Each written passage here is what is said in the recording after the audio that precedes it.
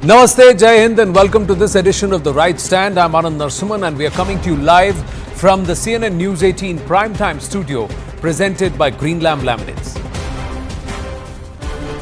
Well, the Delhi battle has intensified. There's a war of words that's escalated between the BJP and the Aam Party over pollution in the Yamuna river, and this is after Arvind Kejriwal alleged that Haryana was mixing poison in the waters of the Yamuna with a deliberate intention to harm the people of Delhi. The Haryana Chief Minister Nayab has said that if Arvind Kejriwal does not apologize to the people of Haryana for his statement, then he will sue him for defamation. Finance Minister Nirmala Sitharaman, union ministers have complained against the former Delhi Chief Minister with the Election Commission a short while ago, claiming that his statements were against Bharat's federal structure and that he was talking like a separatist. First, let's listen into what Arvind Kejriwal said yesterday and how the Haryana Chief Minister thereafter responded. Bharatiya Janata party की हरियाणा की सरकार ने दिल्ली में यमुना से आने वाले पानी में जहर मिला के भेज दिया है। ये तो हमारे भलाव हमारे दिल्ली जल बोर्ड के इंजीनियर्स का कि उन्होंने पकड़ लिया। उन्होंने दिल्ली के बॉर्डर पे ही वो पानी रोक दिया और उस पानी को दिल्ली के अंदर नहीं आने दिया। अगर वो पानी दिल्ली के अंदर आ जाता और पीने के पानी में मिल जाता, दिल्ली के अंदर ना जाने कितने लोगों की मौत हो जाती, एक मास जेनोसाइड हो जाता दिल्ली के अंदर। आज केजरीवाल ने कहा है कि दिल्ली जल बोर्ड के इंजीनियरों ने पानी को दिल्ली आने से रोक दिया क्योंकि उन्हें पता लगा कि इसमें जहर है। मैं अरविंद केजरीवाल से पूछना चाहता हूं कि यह किस दिन की बात है? इंजीनियरों ने किस तरह निष्कर्ष निकाला कि इसमें जहर है? इस सरासर झूठे और घटिया बयान के लिए वो हरियाणा और दिल्ली की जनता से तुरंत माफी मांगे, वरना हम उसके खिलाफ मानहानि का दावा करेंगे। Well, another Delhi minister, Haryana minister Anil Vij has also made a statement. We'll play that out after we tell you what are the questions that the Haryana Chief Minister is asking of the Delhi government. He's asked on which day was the water of Yamuna actually stopped from entering Delhi by the Delhi Jal Board? Where did the water that was actually stopped, where did it go? Have you collected samples? How did the engineers reach this conclusion that actually poisonous element has been mixed? How many tons of this so-called poison was actually poured into the river and where? And did the Delhi Jal Board build a wall between Haryana and Delhi to stop the waters of the Yamuna from flowing into Delhi? कैसे आपने रोक लिया? And if a wall is built in the river to stop this so-called poisonous water, then where is that wall? How many fish have died in the waters that were actually stopped? What was the loss of life that was claimed? You have made a serious charge as genocide. Sandeep Dixit of the Congress party has also said something like this cannot be taken lightly. This kind of fear-mongering, this kind of statements that have been made. Now, while Arvind Kejriwal maintained that he had stopped the water to reduce the ammonia levels, Delhi Chief Minister Atishi has contended, and she said that she has urged the Haryana Chief Minister to release more water from Haryana into Delhi to dilute the ammonia content in the water. Now, is there a contradiction or not? Because yesterday, Mr. Arvind Kejriwal said, "Zehar mila ke bheja hai." Today, when he spoke about it, he has said that Delhi Jal Board has noted high ammonia content. Let's listen into what Anil Vij has to say. 26 जनवरी जब देश मना रहा है, उस दिन उस मूर्ति के ऊपर हमला हुआ है, इसको बर्दाश्त नहीं किया जा सकता। और केजरीवाल जी सारे काम छोड़कर पहले पंजाब सरकार को कहें कि जिन्होंने ये किया उनके खिलाफ कार्रवाई की। That was the wrong soundbite. What Anil Vij has actually said, and I'm going to tell our viewers, is that get a set of international neutral experts, let them check the waters as they enter Delhi in Sonipat, and let them then check the waters as they exit Delhi at Okhla and enter Uttar Pradesh. Check these two waters and say who's polluting the Yamuna more. Doodh ka doodh, pani ka pani ho jayega is what he has said. Dr. Anand Ranganathan joining us, and I also have Twin Sena national spokesperson of the BJP with us. You are a scientist, Dr. Anand Ranganathan. Can Mr. Kejriwal get away with saying what he's saying without actual proof? Does a report by the Delhi Jal Board to say that there is high ammonia content in the Yamuna, is that equivalent to Nayab Singh Saini's government poisoning the Yamuna waters with the intent to cause mass genocide in Delhi? Good evening and good evening to him. To paraphrase the great Rajnikant, this is beyond science. This is in the Kejriwal territory. I mean, this is so absurd, bizarre that somehow I feel that, even if suing Kejriwal for civil defamation is pointless, because so many people have sued him before and he's apologized to them, but then his lawyers are paid for by us. Delhi taxpayers foot the bill of crores of rupees that Kejriwal gives to lawyers who defend him against these defamation charges. So there is no point. We would be at loss. I want to make 3 points here. Number one, we know that Kejriwal has no faith in science, but I was hoping that, and Dr. Saab is here who's supporting Aap Aadmi Party, and there are other supporters who would possibly dabble in science. This is routinely a yearly exercise that happens in the winter season when industrial effluents from Panipat are released and the flow of water of Yamuna recedes post-monsoon, and so the ammonia levels increase. Now this year, as it happens, they have increased dramatically, but otherwise they hover way beyond the acceptable limit of 1 ppm. They go to 3 or 4 ppm, and this happens every year. For Kejriwal to allege that BJP is poisoning the water is just absolutely, it's just beyond absurd, as I said. Number two, this has been happening for 25 years. In fact, when Mr. Kapil Mishra, who is now in BJP, was in Aam Aadmi Party and he was in charge of the DJB, he himself is on record saying this has been happening for decades.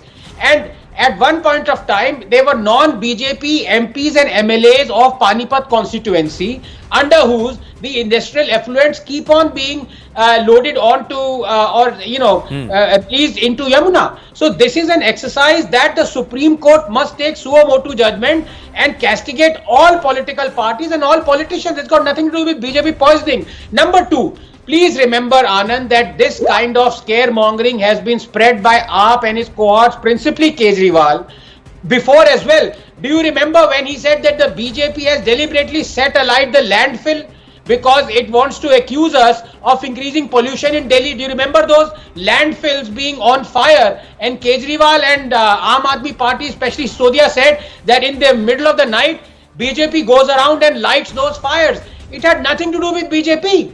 They were methane spewing landfills and they were spontaneously igniting. That happens all around the world, all around landfills. So these are conspiracy theorists who are dangerous. I don't know whether the BJP has it in itself to sue the pants off Kejriwal, but somebody has to take him to task.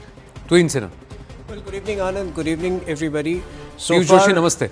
Coming to you. So far, I have maintained that AAP is the biggest scam in Indian politics. But today, I would simply say that Arvind Kejriwal is a rogue and a juvenile politician. I think he has stooped to a level which no Indian politician can ever stoop to in his life.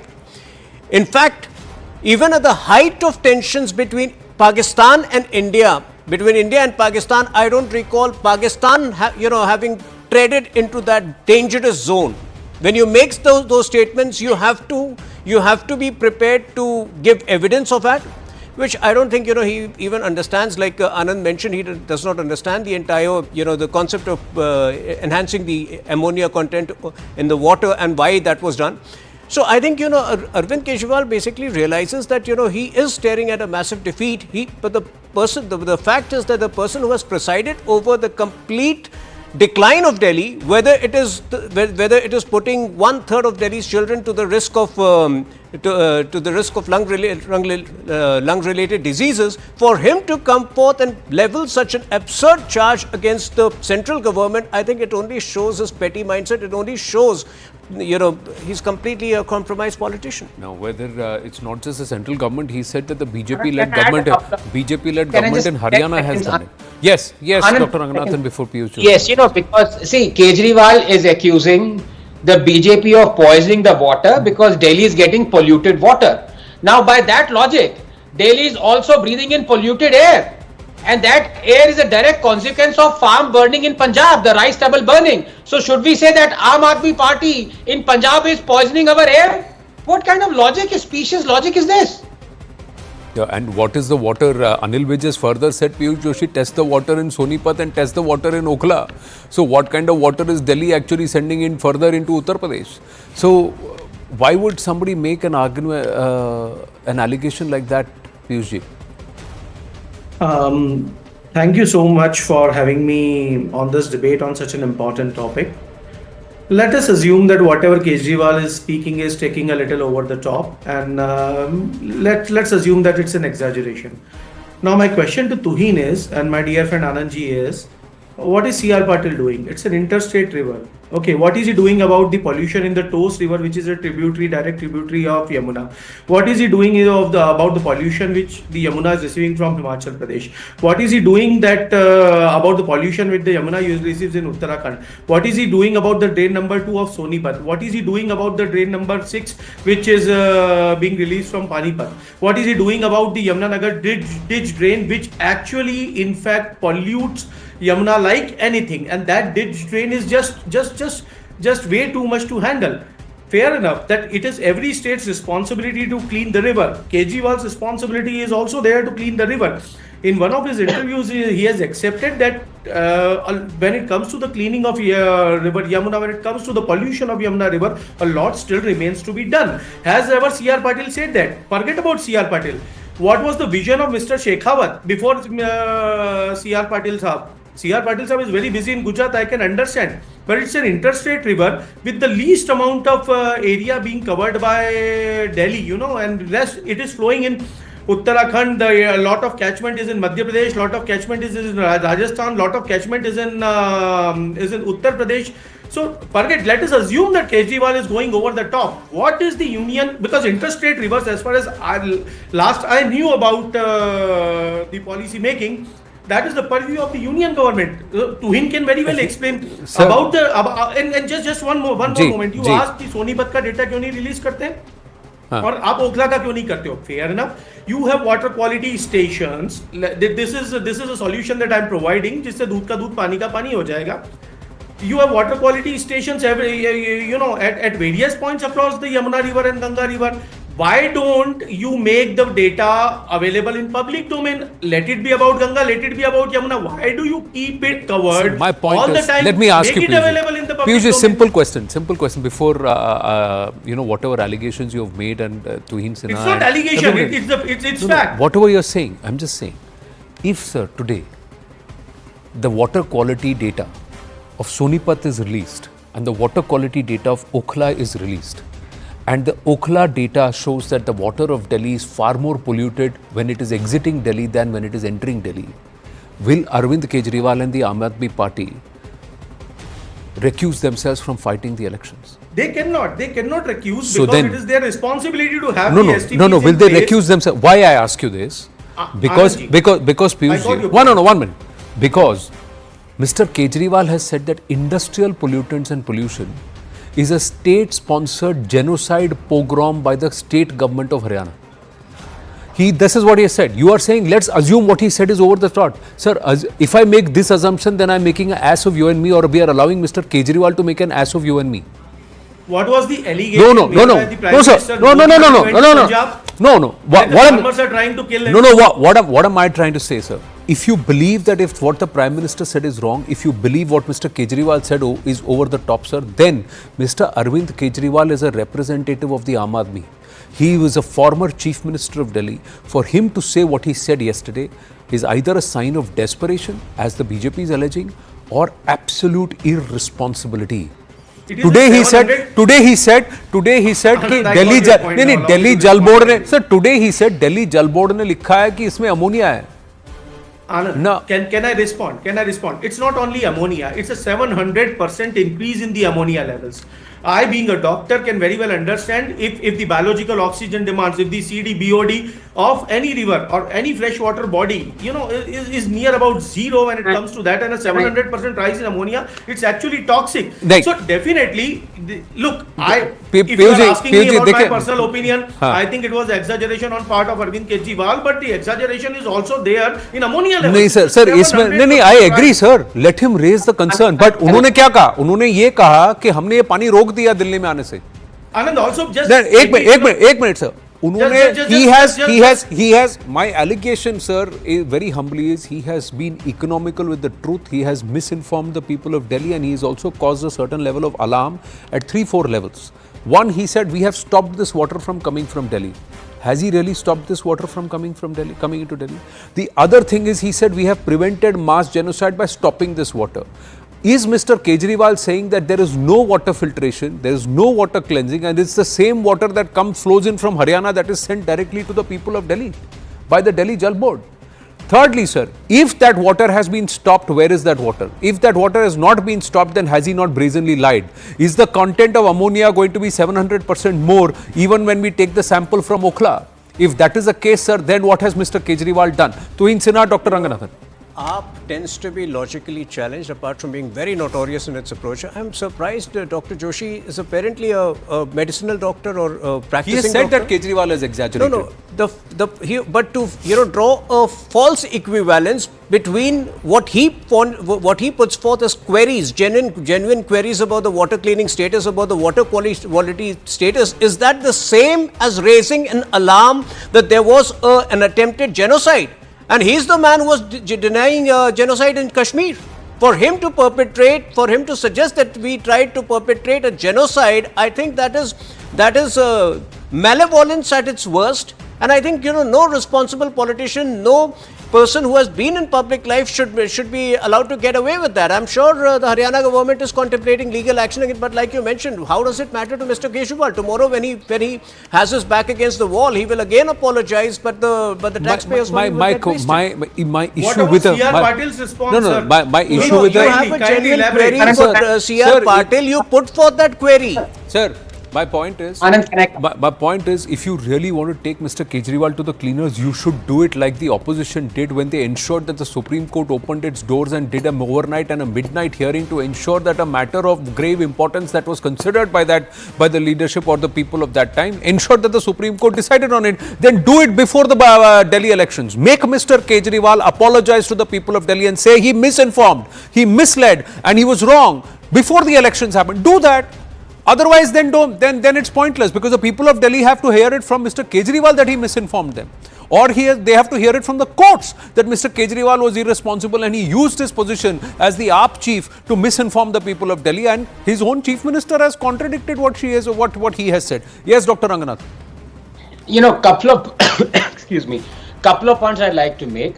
No doubt, my good friend Dr. Joshi has been economical with his words when he says that Kejriwal may have exaggerated. I mean, to call as a state government perpetrating a genocide is not just exaggeration, Dr. Joshi. It is blasphemous, and it is sacrilege, and it has to be in the realms of defamation. Be that as it may, I want to directly address what Dr. Joshi, because he has raised important points. It is a fact that all state governments are, and I would use the word, criminally culpable in polluting our rivers. For example, the BJP has to explain why decade on decade the ammonia levels increase Panipat onwards. Why is it that the industry of Panipat pollutes Yamuna to such an extent that the ammonia levels rise to unacceptable levels from 1 ppm to 4 ppm? Likewise, Kejriwal has to explain why are we breathing deadly air when Punjab farms, 70,000 farms are on fire every year. Is he not criminally culpable? Is he not perpetrating genocide? And look at this. Some of the most polluted rivers right now are in Punjab.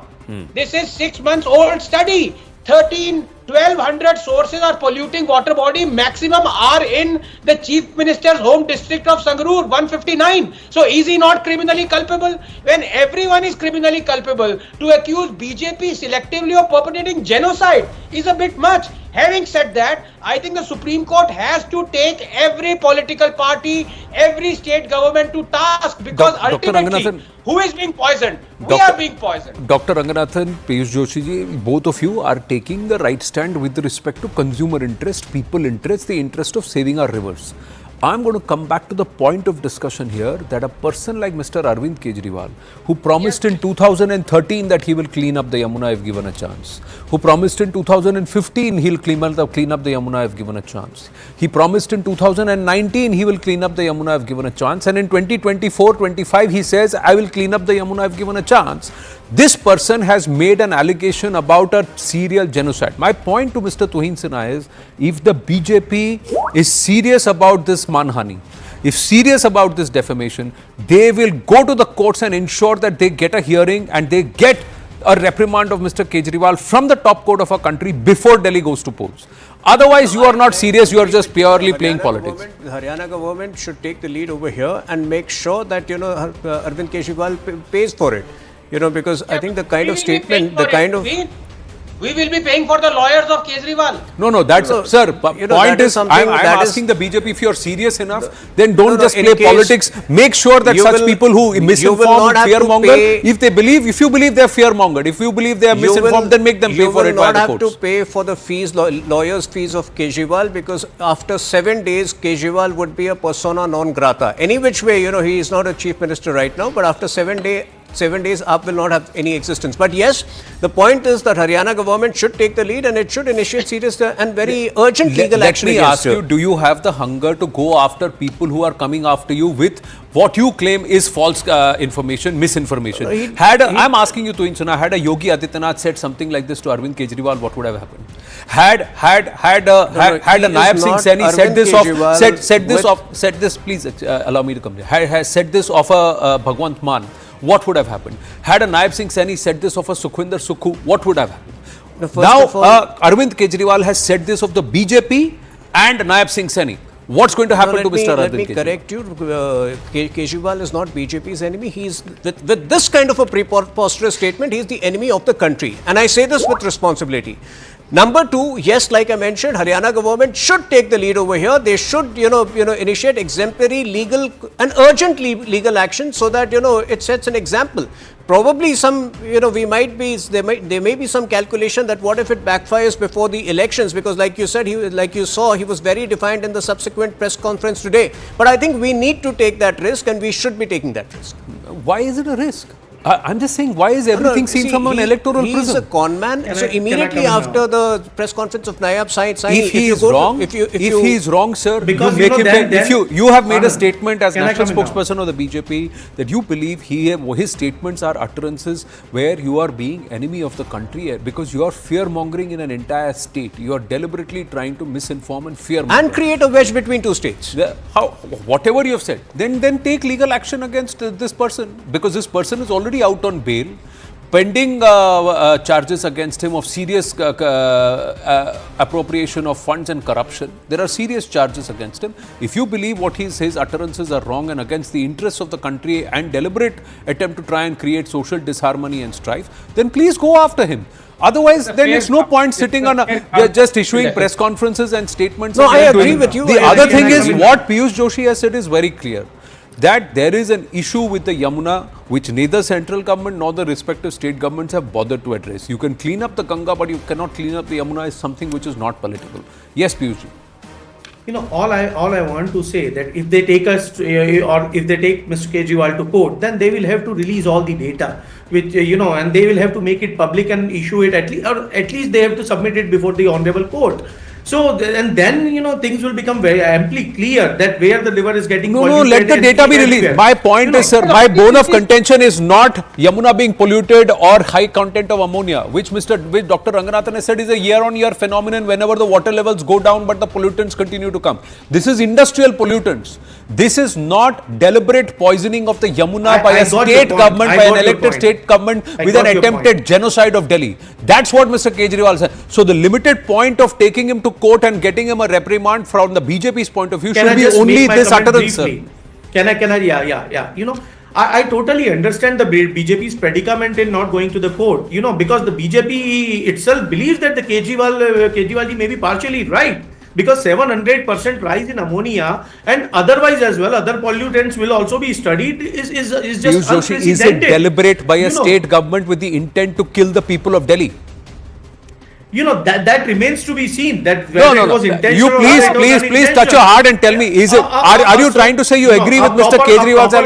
A proper inquiry needs to be conducted. No, are you saying that this is a deliberate attempt by the state? Industrial pollutants are a deliberate attempt by a state government to kill the people of Delhi. Is that what you're saying? You agree with a statement like that? How can we reach to a conclusion unless and until? No, but that's the conclusion. No, that's the conclusion. That's the conclusion Mr. Kejriwal reached on a Delhi Jal Board report that said it had high content of ammonia. And he said जानबूझ के जहर release किया है Delhi BJP की सरकार ने, हरियाणा की BJP सरकार ने, with the intent of killing the people of Delhi. That's what he said. होंगे ना, Kejriwal ji must be having his own resources based on which he has made the statements. Sir तो फिर उसको जग जाहिर करें, उसको जग जाहिर करें कि ये क्रिमिनल कॉम्प्लिसिटी उन्होंने कही है of Nayab Singh Saini and the Haryana government in trying to kill the people of Delhi. That's what he has said, sir. ये क्या कौन सा responsible नेता ये कहेगा, ये बात कहेगा? Unless you are desperate to milk this fear to try and convert votes in your favor, Dr. Ranganathan. He has clarified what he meant and as no sir, clarification नहीं किया. उन्होंने कहा कि देखो उसमें अमोनिया था तो अमोनिया तो जहर है जी. That's what he has said. He has not said कि इन्होंने जानबूझ के रिलीज किया, नहीं किया. He has never said that. He still holds the fact कि इन्होंने जानबूझ के रिलीज किया क्योंकि इसमें अमोनिया लिखा है. That's what he said, sir. I heard the whole press conference. Yes, Dr. Ranganathan. Precisely. So he must. तो वो सही है सर. आपको लग रहा है सही है? आपको लग रहा है नायब सिंह सैनी और no I am asking you Piyush ji, आपको लगता है कोई भी नेता ये बात कह सकता है सर? कोई भी नेता ये बात कह सकता है unless it shows his desperation that he wants to fearmonger and convert votes in his favor? That is your presumption. So then you are also presuming that Nayab Singh Saini deliberately released ammonia into Yamuna to kill the people of Delhi? Are you saying you can make assumptions and I can't ask this question? No, Dr. Ranganathan. It's your right to ask this question, and Dr. that's why I am trying to reply. But I cannot reach up to a conclusion. Okay, fine. I have to. Inquiries conducted and results are out. No, I'm amazed by my good friend Dr. Joshi. He is only one step away from saying that we don't want Delhiites to drink water because we want them to drink more alcohol. उससे ज़्यादा excise आएगा. तो ये liquor scam का एक साजिश है ये. No, but let's be honest about it. Let me ask a very simple question. Anand, I hope you're drinking water that doesn't have ammonia. No, but look, the fact of the matter is. This is Uttar Pradesh, sir. I trust the Yogi government so far, and our office also, our water filters here. Agra and Mathura Yamuna water is very polluted, mind you. Sir, I trust that the Jal boards here don't send the same water from there and directly into our filters or into our homes, sir. The Delhi Jal board also does its job of defiltering and cleaning the water before giving it to the people of Delhi. Yogi rocks. No, but I have a very simple question to Dr. Joshi, and he's a great friend and a right person. Nobody denies that stubble burning 35 million tons every year kills Delhiites one by one because it increases the AQ level from acceptable 30 to beyond 999. Nobody denies that farm fires are the cause for that. Right. Simple question to Dr. Joshi. Would you hold Aam Aadmi Party's government criminally culpable for allowing those farm fires? Yes or no? No, it cannot be as simple as yes or no, but let me elaborate. If the Punjab government is doing nothing to prevent the stubble burning, yes, I would have. So they have not, sir, in the last. There is a 33% reduction in incidences of stubble burning in Punjab. There is a 33% reduction, Anand. No, there is a 33% reduction. Sir, 33% reduction has not. Okay. Anyways, I've run out of time. My simple point is not about the fact that Yamuna is polluted or not. It is polluted. Is it industrial pollutants or is it a deliberate poisoning with the intent to kill the people of Delhi as alleged by Mr. Kejriwal? If it is not the latter, then he must be made to apologize for fear-mongering, or he must accept that he is so desperate that he had no other option but to say this to the people of Delhi. And that is the responsibility of the BJP, because that's what they are alleging. They are saying this is all false and we'll take you to court. Then take him to court and make him pay for an irresponsible comment. Otherwise, then say, all right, somewhere we are also culpable. Thank you. I have got to wind up on that note. Coming up, China's DeepSeek made the US stocks tumble. Is Bharat ready to move to one nation, one time very, very soon? Two big stories when we come back.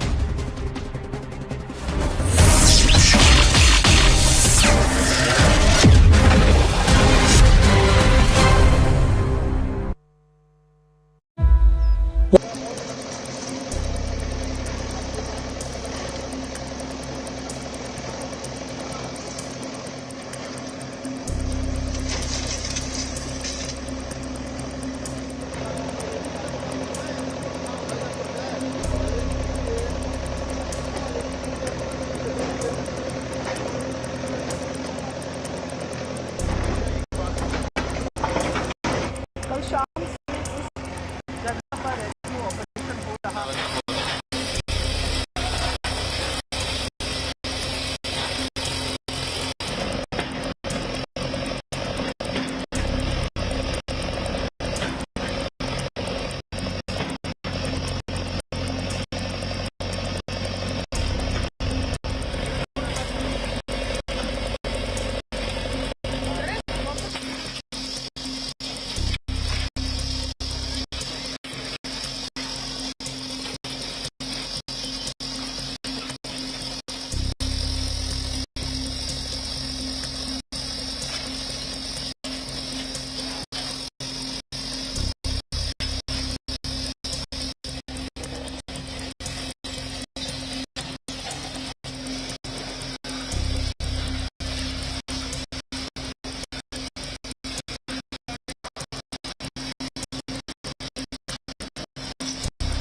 Burari में कल रात तकरीबन 7 बजे एक 4 मंजिला इमारत गिर गई और उसके बाद से लेकर अब तक राहत और बचाव का काम चल रहा है। इस वक्त सीधी तस्वीरें मैं आपको दिखाती हूँ। ये जो तस्वीरें आप देख रही हैं, ये टॉप एंगल शॉट्स हम आपको दिखा रहे हैं न्यूज़18 इंडिया पर कि किस तरीके से ये पूरी बिल्डिंग जो है वो ढह गई। और आप फिलहाल देख सकते हैं कि तकरीबन 4 से 5 जेसीबी है जिनकी मदद से मलबे को हटाने का काम यहाँ पर किया जा रहा है। और साथ ही साथ आप देखेंगे दूसरी तरफ एनडीआरएफ के जो लोग हैं वो लोग हाथ से भी मलबे को हटाने की कोशिश कर रहे हैं।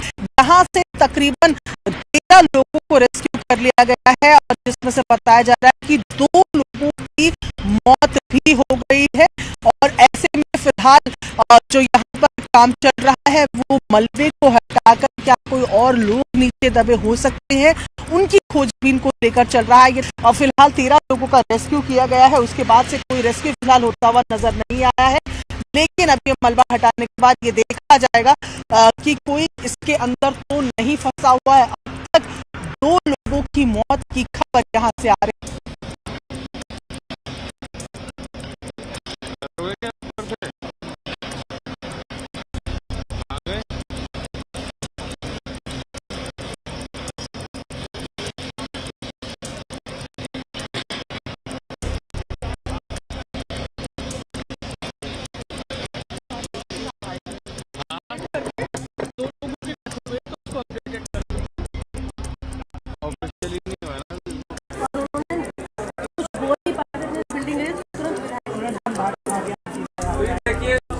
अभी चुनाव का माहौल है, विधायक Sanjeev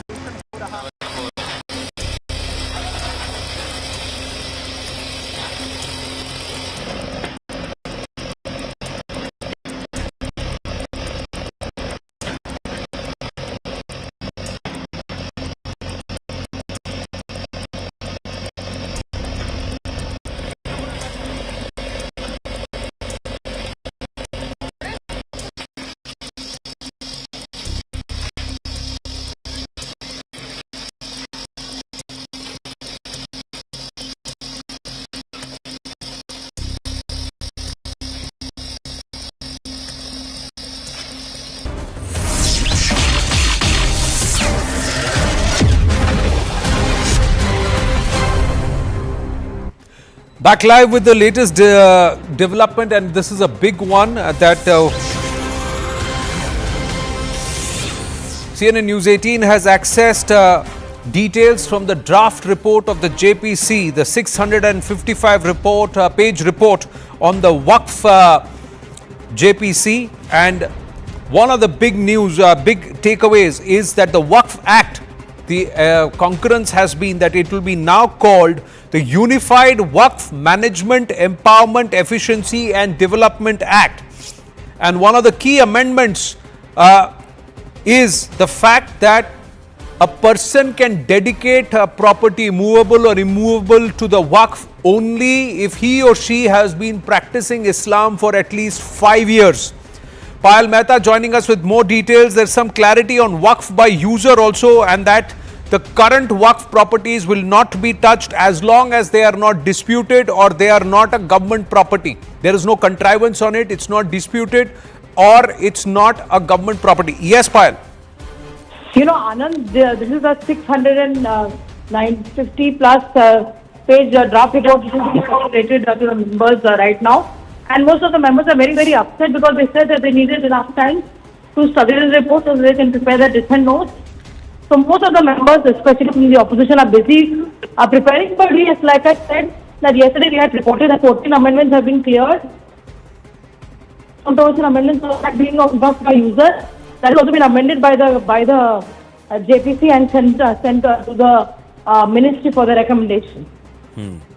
So accordingly, the amendment to clause 3(9) is proposed. E.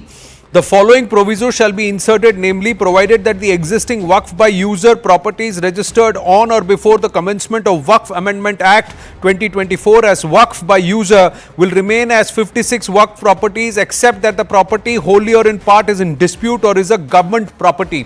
And big aspect that any future property that needs to be dedicated to Waqf, the person should be practicing Islam for at least 5 years. So despite all the ruckus, some key amendments that will be pushed through, 655 page draft report that we have accessed, Payal.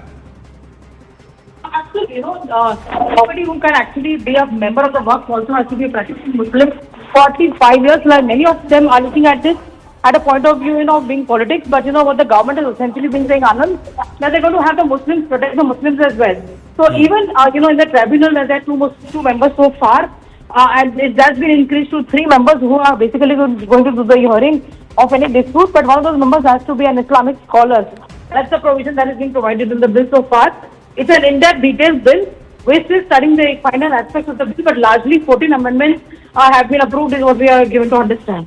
Right. Now, clearly there are a lot of disputes, but the government very keen that in the upcoming budget session of Parliament, the Waqf bill should find passage.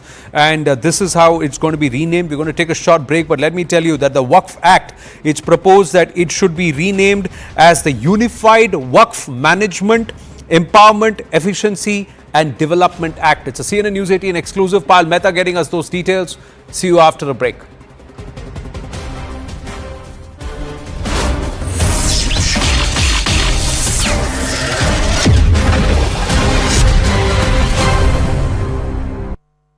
Co-powered by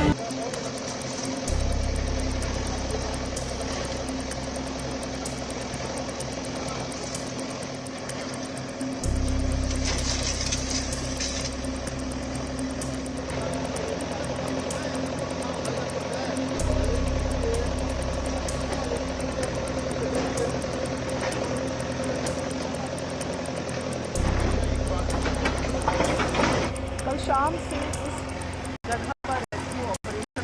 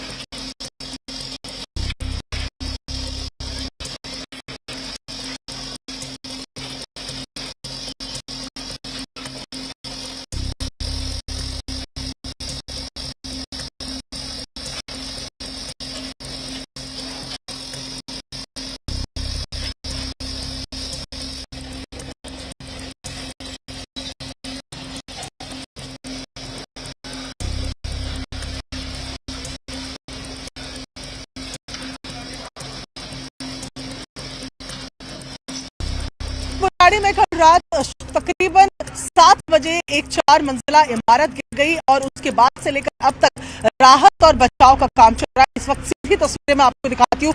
ये जो तस्वीरें आप देख रहे हैं, ये top angle shots हम आपको दिखा रहे हैं न्यूज़18 इंडिया पर कि किस तरीके से ये पूरी बिल्डिंग जो है वो ढह गई। और आप फिलहाल देख सकते हैं कि तकरीबन 4 से 5 जेसीबी है जिनकी मदद से मलबे को हटाने का काम यहाँ पर किया जा रहा है। और साथ ही साथ आप देखेंगे दूसरी तरफ एनडीआरएफ के जो लोग हैं वो लोग हाथ से भी मलबे को हटाने की कोशिश कर रहे हैं। यहाँ से तकरीबन 13 लोगों को रेस्क्यू कर लिया गया है और जिसमें से बताया जा रहा है कि 2 लोगों की मौत भी हो गई है। और ऐसे में फिलहाल जो यहाँ पर काम चल रहा है वो मलबे को हटाकर क्या कोई और लोग नीचे दबे हो सकते हैं उनकी खोजबीन को लेकर चल रहा है। फिलहाल 13 लोगों का रेस्क्यू किया गया है, उसके बाद से कोई रेस्क्यू फिलहाल होता हुआ नजर नहीं आया है। लेकिन अब ये मलबा हटाने के बाद ये देखा जाएगा कि कोई इसके अंदर तो नहीं फंसा हुआ है। अब तक 2 लोगों की मौत की खबर यहाँ से आ रही है।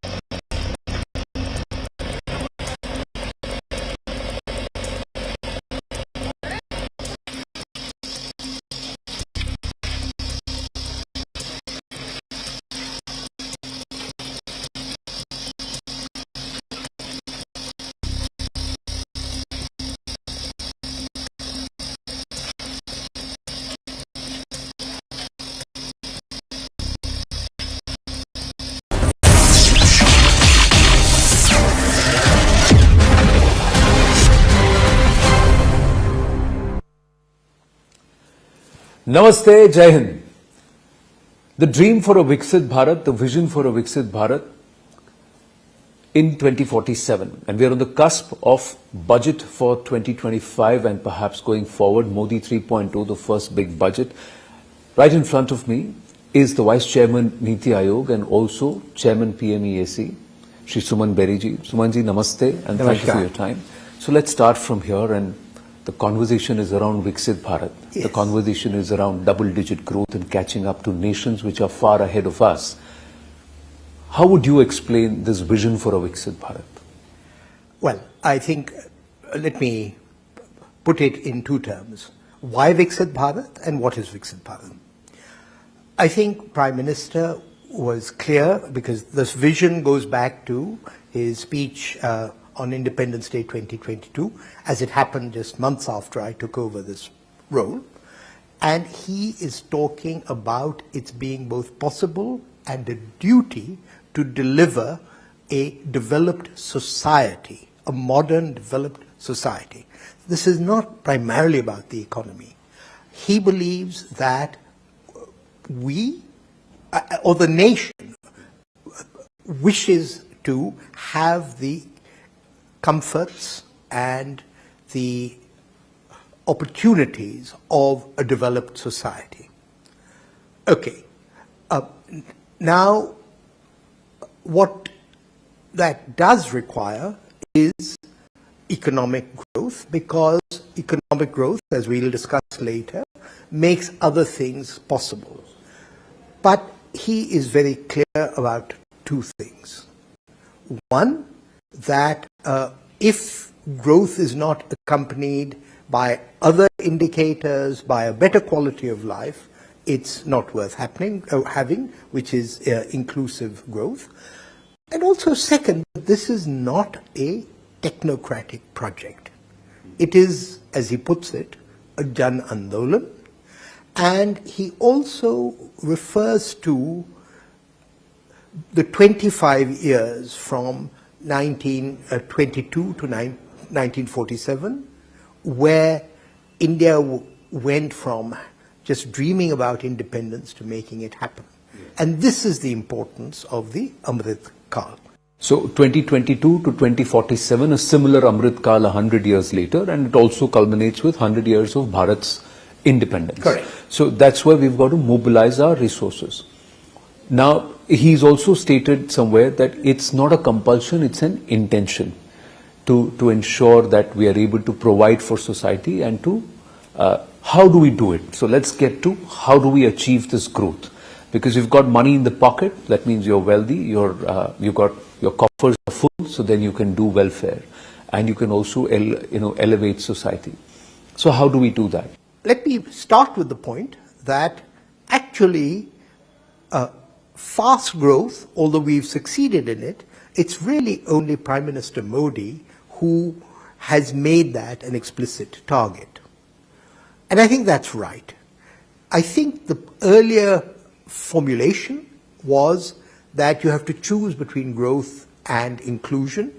I think the experience of the last 10 years indicates that with sound policies, you can achieve both growth and inclusion. That's point number one. Point number two is that Prime Minister Modi has a deep belief in India's ability to master technology to accelerate its growth.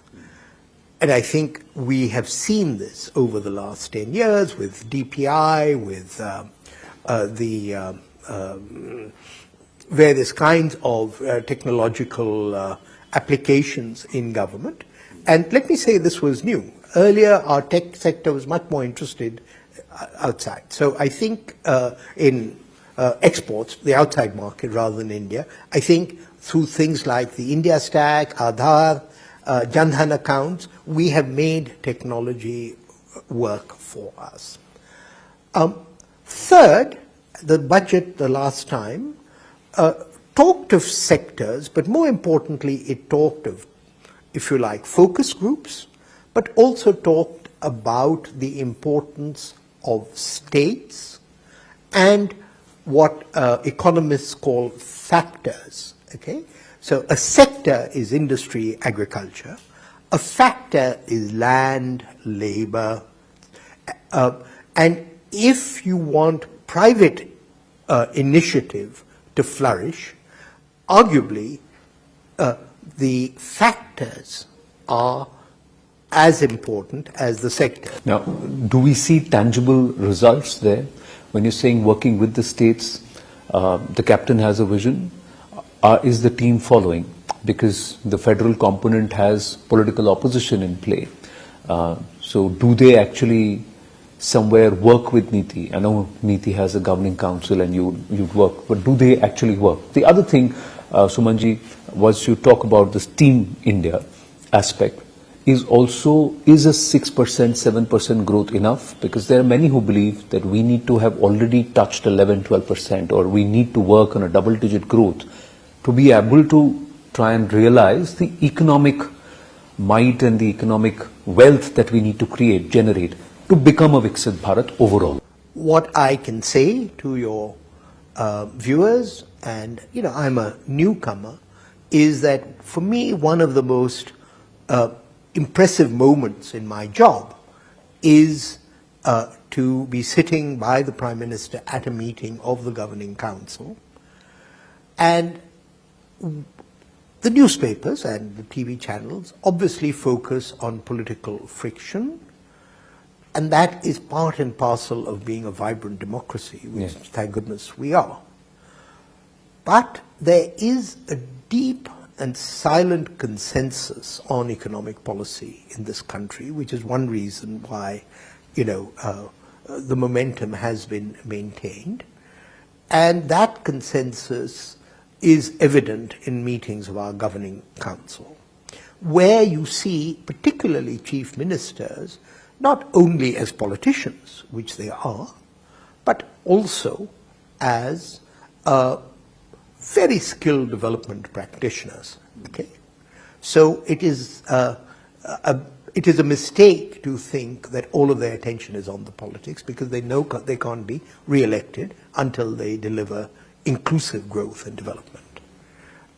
So that's the first point. The second point is that the creation of Niti Ayog actually was a terrific, if you like, step towards decentralization. I know that the media like to present it otherwise, but in the old days, the Planning Commission, our predecessor, used to compel action by the states through reviews and handouts. Now states are sovereign. I mean, they get funds, through, on the one hand, centrally sponsored schemes, and on the other hand, through the Finance Commission. But there's a genuine agreement or reflection that it is on the basis of state performance that state chief ministers will return. So I can say that in the interests of the electorate, Team India does work. While respecting the sovereignty of states, government has been, through various auxiliary funding schemes, trying to nudge states into, as it were, taking the actions to make themselves investment friendly. Now to come to, as it were, the economics of this. What is clear, and this is your 10% point, is that it's easier to grow fast if two things happen. First, you can raise your investment rate, but equally important, it is possible to waste investment, and so you also have to keep an eye on what economists call productivity, because there's no point growing fast if incomes don't keep pace. And incomes keep pace if productivity rises. And productivity rises when there is competition, when there is technology. So it's not straightforward. If your question is, should we be aiming for 10% growth? I would say it should be an outcome. What we need to do is to empower, as it were, the micro agents in the economy. When you say productivity, the aspect of skilling comes into play. Yes. Productivity in which sectors is another question. And third, productivity means longer working hours, smarter working hours, or a bit of both? Well, it's a good point in the sense that people when people make, and they can, comparisons across the rich countries, what we call the OECD, there are two different measures of productivity. Productivity per hour worked, and productivity on a kind of annual basis or monthly basis. And the interesting thing is that the US is rich because people work longer. Europe, if you like, is just as efficient, but as it were, their people for whatever reason, choose to take their what economists would call welfare in terms of leisure rather than work. So both of them are possibilities. I think the reality is that the great bulk of the Indian population, the labor force, are in the informal sector. And what we're talking about are debates really in the corporate sector. But Anand, if I may, I just wanted to say that there's a lot of talk also about, as it were, the number of jobs and the jobs deficit. And if you would allow me, I just want to put, a gloss on a couple of these. First, I think the Prime Minister has made it very clear, and he's a visionary in this as well, that jobs in the future are likely to be quite different from your standard kind of corporate jobs. And this is true in the West as well with AI. And so we should be talking of productive livelihoods. Second, that I mentioned that quite a large part of the, as it were, reservoir of resources is in our female labor force. And I think that they too can use technology to combine home care with other productive activities. And this is where infrastructure, technology, bandwidth all become sort of relevant. So I don't believe we should be thinking about a jobs deficit of 8 million or 9 million. Yes, it is the case that educated youth are aspiring to formal sector jobs, but the reality is that we have a vast labor force, and our concern should be raising their productivity as well. And in this, MSMEs also become very important. When we say that we want the labor force to be more productive, but when we are handing them doles or trying to give them a minimum guarantee in terms of income, or putting money in their accounts, is it making them a lazier workforce? How would you see that argument? How do I ensure that I skill the workforce, make them work hard, and pay them, handsome returns? How do we do that? Are we stuck somewhere there between this entire Revdi welfare economics versus a capitalist-oriented outlook where the harder you work, the more you earn? Well, I think that's certainly the vision of the Prime Minister. And I think it was where he made the point, which is a very insightful point, which is that, and I see this around me, that, India grew great in its, 5,000 years or 2,000 years by embracing risk. And that an aspirational society, which is what we have now, aspirational youth, means that people should be not smothered by being protected from risk, but should be allowed to, as it were, embrace risk. And I think that that is, to some extent, closer to the US mindset. And the question then is, how do you reconcile that with inclusion? And the response of this government over the last 10 years has been to provide some social safety nets. Now, you talked about doles and theories.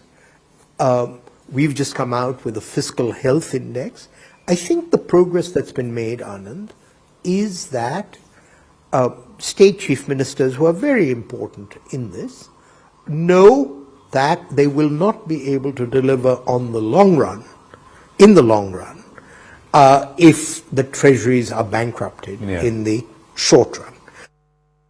Great Lamb Laminates presents CNN-News18 Primetime Studio.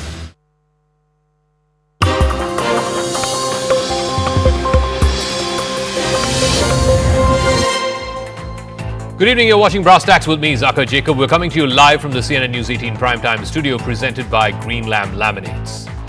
The tech world has been taken by storm by a little-known Chinese AI app called DeepSeek.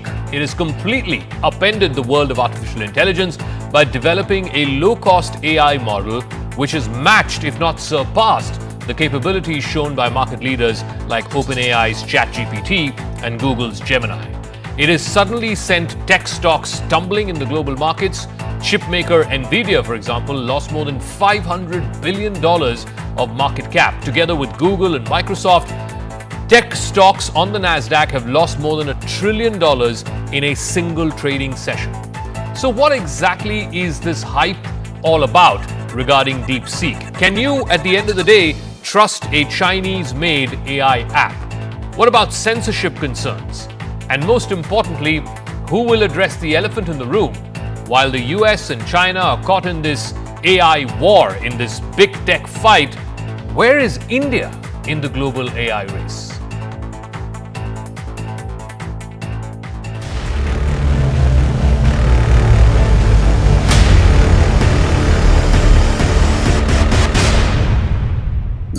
DeepSeek, a Chinese AI startup founded in 2023 by entrepreneur Liang Wenfeng, has rapidly emerged as a significant player in the global AI industry. Its AI assistant app, the latest version called DeepSeek R1, has quickly become the top free app on Apple's App Store, surpassing even established platforms like ChatGPT of OpenAI. So what are the key factors behind this huge impact that DeepSeek has had just in the last week or so? Number one, its cost-effective development. DeepSeek's R1 module was developed for under $6 million. That is a fraction of the cost that is incurred by competitors like OpenAI and Anthropic, who have spent hundreds of millions, if not billions of dollars for similar technology. There's also efficient resource utilization. The company, DeepSeek, trained all its models using less advanced NVIDIA chips, thereby showcasing significant engineering innovation. It used what is called the NVIDIA H100 chips, which are inferior in generation and in quality to the H800 chips, which are used by other companies. And significantly, this company took an open